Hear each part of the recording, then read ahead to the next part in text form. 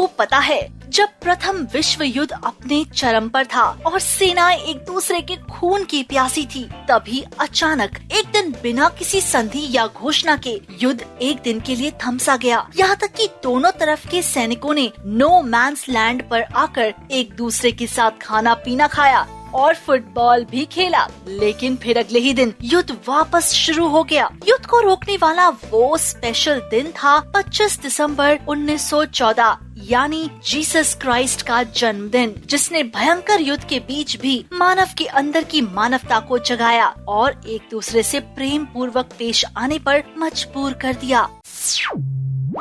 वैसे हिचकी थोड़ी देर में ही किसी को परेशान करने के लिए काफी है, लेकिन चार्ल्स ऑसबॉर्न इकलौते ऐसे शख्स हैं जिन्होंने अपनी पूरी जिंदगी इन हिचकियों के साथ बिताई। ऐसा नहीं कि वो बचपन से इसके शिकार थे, लेकिन चार्ल्स ऑसबॉर्न जब 28 साल के थे तो एक दिन अचानक उन्हें हिचकियाँ आईं और उनके मरने तक वो उनके साथ रहीं। उन्हें हर मिनट 40 बार हिचकियाँ आती थी। कहते हैं 1990 में एक दिन उनकी हिचकियाँ अचानक बंद हो गई और अगले ही दिन उनकी मौत हो गई। सिर्फ एक ही दिन मिला था उन्हें अपनी हिचकियों के बिना जीने का। पूरी जिंदगी में उन्होंने लगभग 595 मिलियन बार हिचकियाँ आई, जो कि एक अजीब सा वर्ल्ड रिकॉर्ड है। अब हम बचपन से ही जूते चप्पल तो खरीदते आए हैं, लेकिन जब भी हम जूते चप्पल दुकान में लेने गए हैं, वहाँ मौजूद पैर की साइज मापने वाली डिवाइस को भी हमने देखा है। लेकिन क्या कभी किसी ने सोचा है कि उस डिवाइस या उपकरण का नाम क्या है? उस उपकरण का नाम होता है ब्रेनॉक डिवाइस। जी हाँ, उसका इन्वेंशन अमेरिका के चार्ल्स ब्रेनॉक ने 1926 में किया था।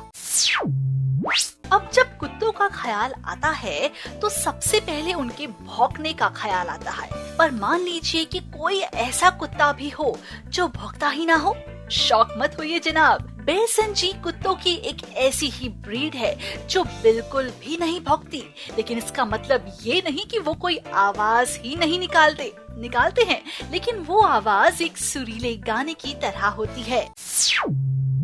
जर्मनी की university of Freiburg and imperial college की हालिया रिसर्च में खुलासा हुआ है कि जिन लोगों के हाथों और पैरों में 6 उंगलियां होती हैं, वे 5 उंगलियों वाले की अपेक्षा काम को ज्यादा बेहतर तरीके से अंजाम देते हैं। उनका दिमाग 5 उंगलियों वालों से ज्यादा तेज गति में काम करता है। साथ ही हर काम में वे बेहतर संतुलन बनाए रखते हैं।